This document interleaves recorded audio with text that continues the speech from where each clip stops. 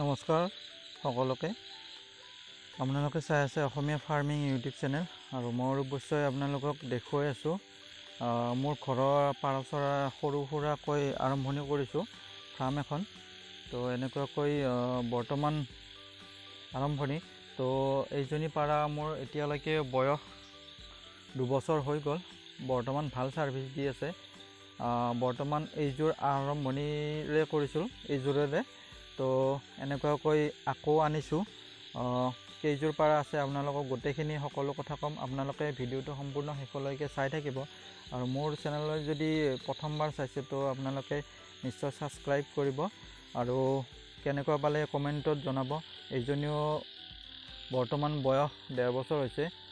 সেইজনী আগতে আনিছিলোঁ, তাৰে পিছত এইজনী আনিলোঁ। এইজনী মানে ইয়াৰ লগত আৰু এটা আছে, তো বাহিৰত খাদ্য খাব গৈছে।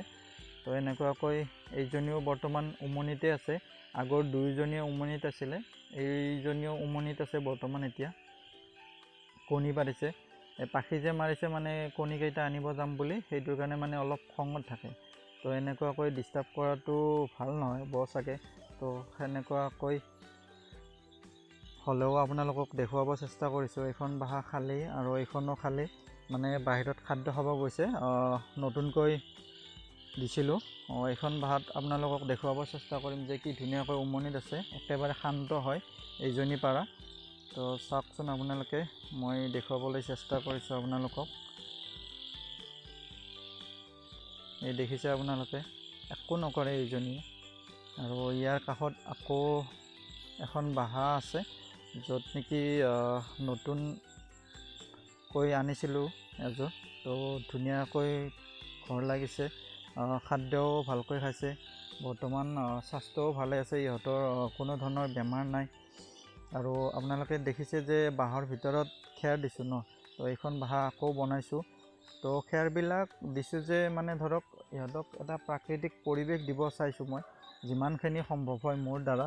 আৰু খেৰবিলাক এইটো কাৰণে দিওঁ যাতে ইহঁতে আমাৰ চৰাইবিলাকে যেনেকুৱাকৈ বাঁহ সাজে ন, তো ইহঁতৰ মানে ধৰক বাঁহ সাজিব সেনেকুৱাকৈ নোৱাৰে।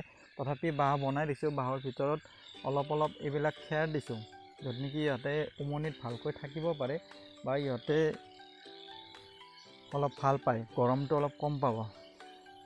তো বাকী যিখিনি পাৰ চৰাই আছে গোটেইখিনি আপোনালোকক এবাৰ দেখুৱাব চেষ্টা কৰিম।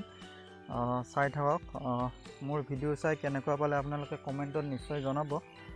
তো যিমানখিনি সম্ভৱ হয় আপোনালোকক জনাব চেষ্টা কৰিম, কি কি খাদ্য দিওঁ, কি কি মেডিচিন ইউজ কৰি আছোঁ। ইয়াৰ পিছৰ ভিডিঅ'ত আপোনালোকক জনাবলৈ চেষ্টা কৰিম। আৰু ধৰক কি কি বেমাৰ হ'লে কি কি কৰিব লাগে, তো গোটেইবিলাক A to Z আপোনালোকক এফালৰ পৰা জনাম। তো এইজনীও এনেকুৱাকৈ উমনিত আছে, এইজনীও আছে।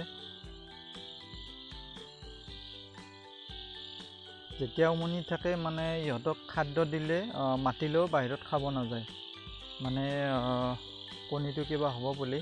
আৰু ইহঁতৰ লগত যিজনী পাৰা থাকে তো বাহিৰত খাদ্য খাব গ'লেও মানে ইমান এটা হেৰি নকৰে, যে অলপ সময় যদি বাহিৰত থকাজনীয়ে যদি ইয়াতে উমনিত থাকে তো এইজনীয়ে আকৌ বাহিৰত যায় খাদ্যখিনি খাই আহি আকৌ উমনিত বহে।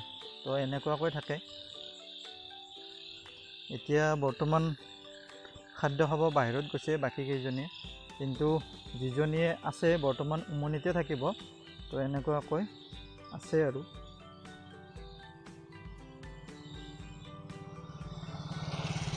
গোটেইখিনি পাৰা একেলগে আপোনালোকক দেখুৱাবলৈ চেষ্টা কৰিছোঁ। এনেকুৱাকৈ দালি দি মাতিলে আহে গোটেইকেইজনীয়ে খাব, কিন্তু যিকেইজনীয়ে উমনিত আছে সেইকেইজনীয়ে নাহে।